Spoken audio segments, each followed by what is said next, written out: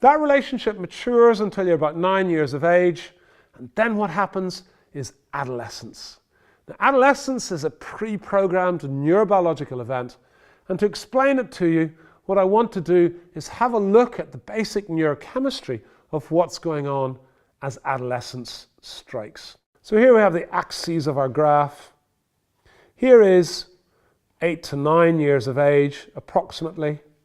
Here is 18 to 20 years of age, also approximately. And what I want to talk about is two neurochemicals, the first of which is called serotonin. Now, all of you, I'm sure, have heard of serotonin in the context of adult depression, where serotonin levels are not sufficient, and we give drugs, the SSRIs, which are the serotonin reuptake inhibitors, to improve serotonin levels in the brain, which is a good way of trying to treat depression. Serotonin levels in the ordinarily developing brain gradually increase during childhood and adolescence before plateauing out in adulthood. I'm going to tell you in a second what that serotonin is doing, but first of all, I want us to think about another neurochemical called dopamine. Dopamine, I'm sure you've heard of in the context of the adult disease, very sad and tragic condition, Parkinson's disease. In Parkinson's disease, the brain stops making enough dopamine and the brain becomes increasingly less functional. Now, dopamine has multiple functions in the brain.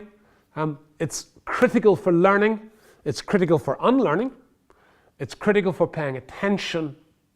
But one of its core, very basic functions is to bring nerve cells up to a level of excitation where they're just about to fire, but not quite. A bit like a sprinter on the starting blocks waiting for the starter's gun. These nerve cells sit, waiting to fire. Along comes a little bit of oomph from a neurochemical called glutamate. Off they fire and start doing their job in the brain. Dopamine levels during childhood gradually increase, but stay with a close ratio with serotonin. Why? Well, the answer is because if your brain is full of dopamine, is flooded with dopamine, it's hyperactive. It's sitting at a level of excitation which is not functional and useful. I'm sure all of you have at one point in your life experienced a sudden episode of stress. And you find, woo, I can't think clearly, I can't make decisions, I don't know what I'm doing. That's because stress floods your brain with dopamine, just like alcohol, just like drugs of addiction. All these things flood the brain with dopamine and make it less functional. So what you want is to be able to control the level of activation of your nerve cells so dopamine isn't able to push them up into this hyperexcitable state. And that's serotonin's job, well, it's one of its many jobs, is it brings the activation of nerve cells down, makes it more difficult for them to fire. Now, a simple example of that is if I want to move my right hand up and down in the air, I don't want my left leg and left arm shaking about in the air at the same time. The serotonin levels in my brain keep the left arm and left leg calmed down, so I can now only activate the nerve cells that I want to move my right hand up and down. All very straightforward. What happens with the onset of puberty, however, is that dopamine levels suddenly shoot up before gradually coming down again and settling back to the pre-adolescent ratio with serotonin. Now, what this means is you've way too much dopamine in your brain and not enough serotonin. So your brain becomes hyperexcitable. And this is normal neurobiology. It is wired into you, it's genetically predetermined, and all adolescents do it. Why? Why?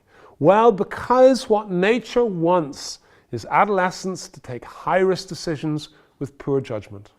Because then they achieve two critical goals. They break free of their dependence on their parents, and they learn how to interface with their peer group by trial and error so they can become successful as adults.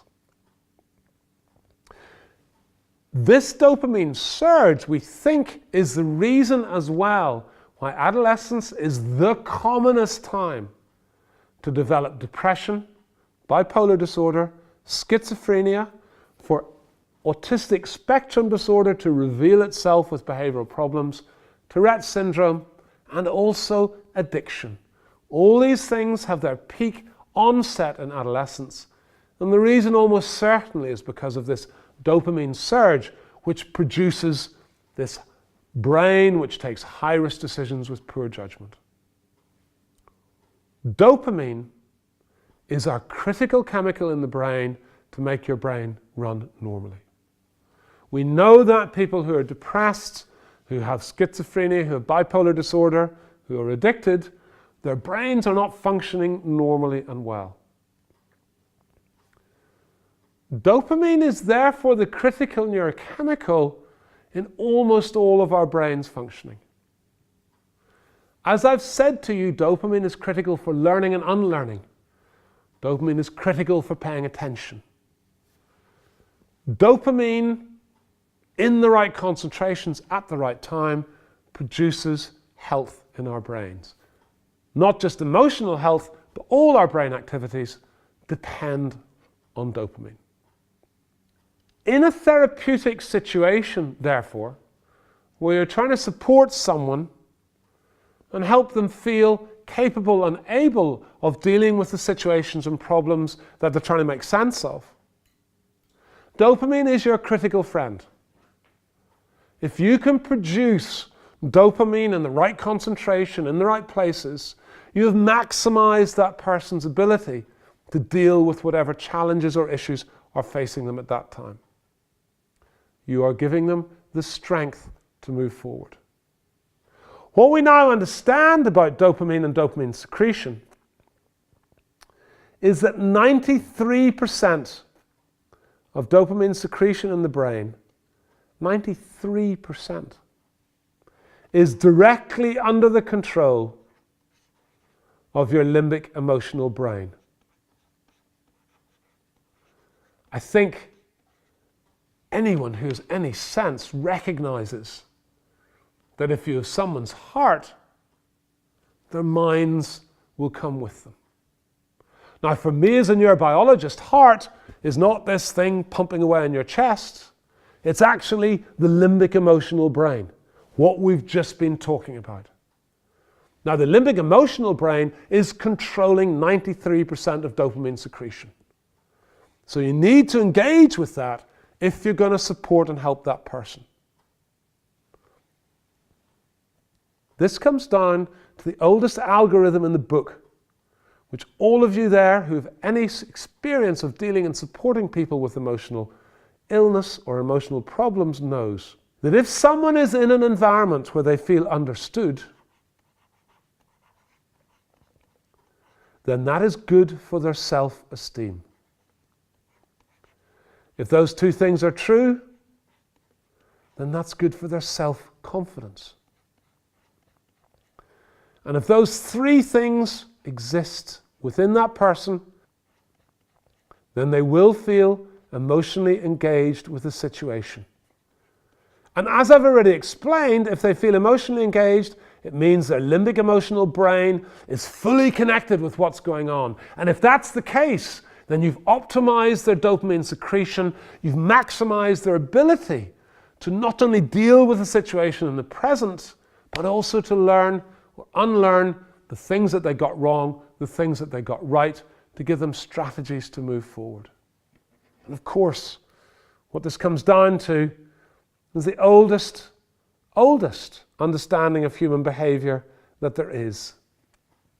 If somebody's in an environment or with someone where they feel genuine love, then their ability to deal with themselves and their lives is maximized. And this, of course, doesn't have to be some deep, profound Hollywood love. Just the sense of being understood, of your self-esteem and self-confidence being maximized, and of feeling safe, emotionally engaged in the environment you're in. Thank you.